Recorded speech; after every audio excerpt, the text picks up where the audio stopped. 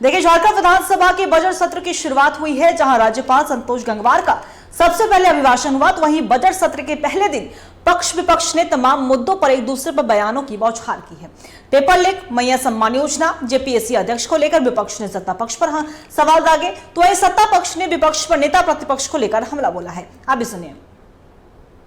कैसे लीक करवा पाएंगे? आप सरकार में बैठे, हम कैसे पेपर लीक कराएंगे? पेपर रखने की जिम्मेवारी उनकी होती, विपक्ष तो पेपर नहीं रखता।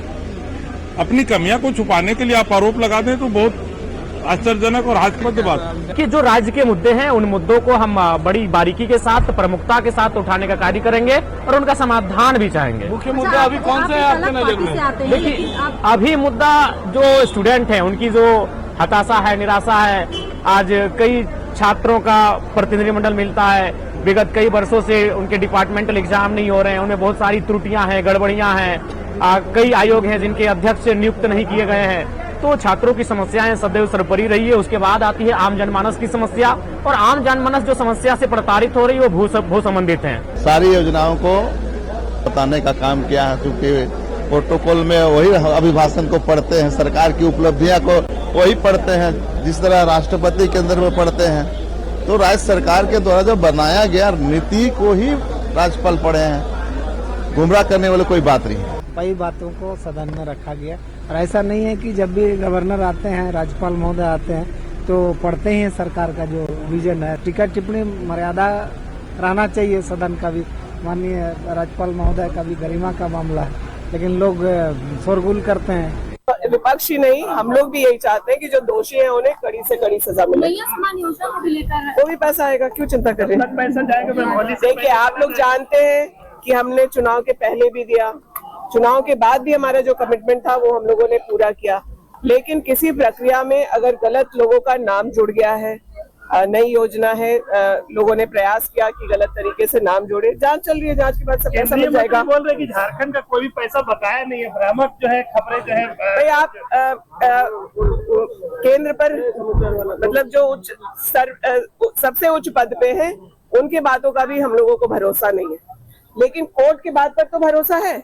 सुप्रीम कोर्ट ने कहा है कि झारखंड का बकाया पैसा दिया जाना चाहिए। अनाप शनाप उलूल जुलूल बोलोगे अच्छा नहीं होगा। वो कौन होता है सदन रोकने वाला?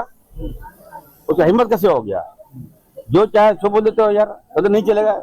जागीर है क्या भाजपा का? सदन चलेगा, अच्छी तरह से चलेगा, और जनता की जो समस्याएं उठाओगे उसका हम अच्छा जवाब देंगे। बजट सत्र है, साल में अभी चुनाव जीत कर आए हैं, पहला सत्र है, पहला बजट है, तो सपोर्ट कीजिए। अगर कहीं लगता है कि कुछ खामियां है तो सुझाव दीजिए, हम लोग उसको इंक्लूड करेंगे। अब बार बार सदन नहीं चलेगा क्या है ये? सदन चलेगा, अच्छी तरह से चलेगा, और जो रोकेगा तो देखेंगे उसको। हम तैयारी किया हुआ है, जो भी विपक्ष के साथी आएंगे उनको जो है निश्चित तौर पर जो सरकार की तरफ से है उसको मुस्तैदी के साथ जो है जवाब मिलेगा, और जनता का विकास के लिए जो है यह सदन जो है चलाया जाएगा मुस्तैदी के साथ। 1 महीना का सदन है और उसमें कहीं कोई तरह का दिक्कत नहीं है। चट्टानी एकता के साथ जो है इंडिया गठबंधन के लोग खड़े हैं। पहली बार 10th का हुआ, नौकरी बेचा रहा था ये तो समझ में आ रही थी, लेकिन अब बच्चों का भविष्य भी ये सरकार देखने का काम कर रही है, ये बहुत दुर्भाग्य।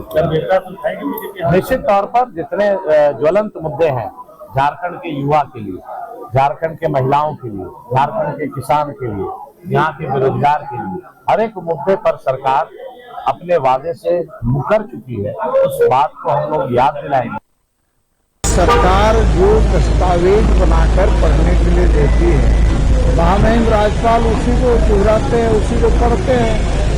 अब पढ़ते हैं तो ये जो दस्तावेज था, एक बजट का दस्तावेज महामहिम राज्यपाल को जो पढ़ने के लिए दिया गया, ये असत्य का पुलिंदा था। सारी चीजें इसके अंदर असत्य थी। देखिए, आपने देखा होगा कि आज अध्यक्ष जी ने जब कहा कि भाई महामहिम के अभिभाषण में संशोधन वही दे पाएंगे या तो दल के नेता, या दल के नेता के द्वारा जो चिन्हित व्यक्ति है वो दे पाएंगे, नामित व्यक्ति है वो दे पाएंगे।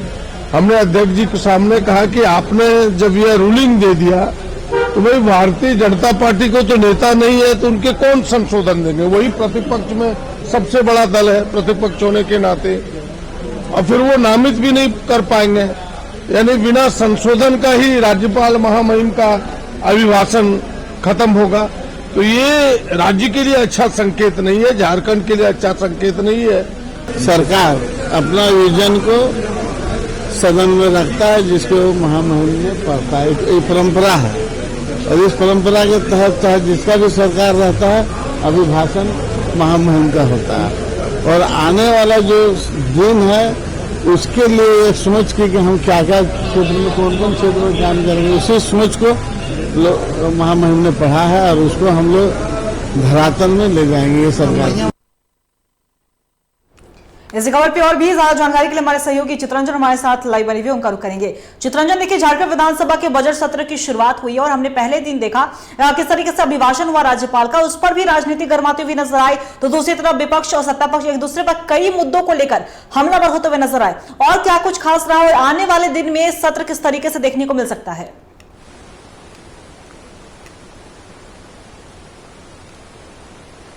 पहले दिन राज्यपाल का अभिभाषण पढ़ा, राज्यपाल ने अभिभाषण पढ़ा, और राज्यपाल के अभिभाषण के बाद शोक प्रस्ताव पढ़े गए। देखिए, शोक प्रस्ताव के बाद सभी दलों के जो प्रमुख नेता थे और शोक प्रस्ताव पर उनके बाद उनका भाषण हुआ।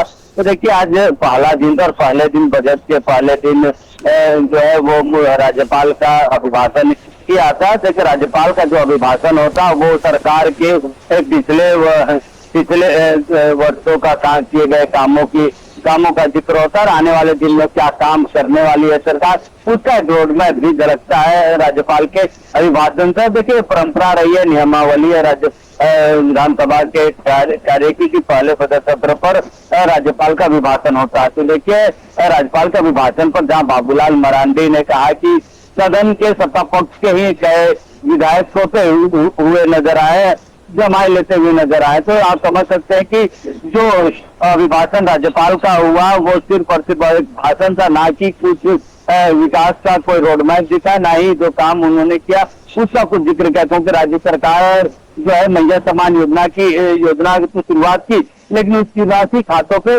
नहीं भेजी जा रहा। और इससे पहले जो योजना चल रही थी, चाहे वृद्धा पेंशन की बात कर ले या फिर अन्य योजनाओं की बात कर ले, उनकी राशियां भी रोकी गई। तो कई आरोप भी लगे पहले दिन। और देखिए, पहले आज सदन का पहला दिन था, आज के बाद क्योंकि जिस तरीके से बयानबाजियां चली है सदन में इसके बाद यह अंदेशा लग रहा है कि कल जब बजट सत्र का दूसरा दिन होगा तो दूसरे दिन सदन के बाहर और सदन के अंदर दोनों ही जगह विपक्ष का विरोधाभास आपको देखने को मिलेगा। विपक्ष के तेवर तो गर्म तेवर देखने को मिलेंगे, क्योंकि विपक्ष जो है अब रणनीति के साथ सदन के बाहर और सदन के अंदर दोनों ही जगह सरकार को घेरने की कोशिश करेगी। क्योंकि कल राज्यपाल के अभिभाषण पर चर्चा होनी है, तो राज्यपाल के अभिभाषण पर जब आज इतनी तीखी प्रतिक्रियाएं दी जा रही थी, उनके अभिभाषण को सिर्फ एक राजनीतिक भाषण करार दिया गया, तो कल जब इस पर चर्चा की जाएगी तो जरूर कल के चर्चा पर भी काफी और चर्चा राज्यपाल के अभिभाषण पर देखने को मिलेगी। कि देखिए, साथ ही साथ जो मुद्दे हैं, चाहे पेपर लीक का मामला हो, जेपीएससी चेयरमैन का मामला हो, अन्य कई ऐसे मुद्दे, मैया समान योजना की जो राशि एक खातों पर नहीं जा रही है वो उसका मुद्दा, इन मामलों पर सत्ता पक्ष को विपक्ष घेरने की कोशिश करेंगे। वही सत्ता पक्ष भी विपक्ष के हर सवाल का जवाब देने के लिए पूरी तरह से तैयार है। विपक्ष अब तक विपक्ष अपना नेता नहीं चुन पाई, इस मामले को लेकर सदन पर मामला जब विपक्ष हंगामा करते हुए नजर आएगी तब सत्ता पक्ष के विधायक उनसे उनका नेता भी पूछेंगे। तो देखिए, इन सारे मामलों पर मुद्दों पर पक्ष और विपक्ष में टकराटे बढ़ सकते हैं। जी, बहुत बहुत शुक्रिया आपका तमाम जानकारी के लिए चित्रंजन। नजर बना के रखिएगा, हम आपसे अपडेट लेते रहेंगे। तो बता दें आपको कि झारखंड विधानसभा के बजट सत्र की शुरुआत हुई और सत्र की शुरुआत राज्यपाल के अभिभाषण पर हुआ और जिसके बाद से भी और भी ज्यादा राजनीति गरमाई हुई है। दूसरी तरफ जब शोक प्रस्ताव के बाद सदन की कार्यवाही मंगलवार सुबह 11 बजे तक स्थगित की गई, तो इसके बाद जब सदन के बाहर से जब सभी विधायक लौट रहे थे अपने आवास को, तब उस दौरान तमाम मुद्दों को लेकर एक दूसरे पर बयानबाजी का दौर चला। किसी ने पेपर लीक मुद्दे पर बात कही, तो किसी ने जेपीएससी अध्यक्ष के मुद्दे पर बात कही, तो कोई मैया समान योजना में बोलता रहा। लेकिन सत्ता पक्ष का सबसे बड़ा मुद्दा यही है, क्योंकि बजट सत्र की जब शुरुआत हुई तो नेता प्रतिपक्ष के रूप में जो कुर्सी पर बैठना चाहिए जिस नेता को, वहां पे कोई नहीं बैठा था। तो इसे लेकर बीजेपी पर लगातार हमलावर होती हुई नजर आई। अब ऐसे में आने वाले दिन में सत्र किस तरीके से देखने को मिल सकता है, बजट किस तरीके से पेश होता है, ये देखना बड़ा दिलचस्प होगा। देखिए आगे हम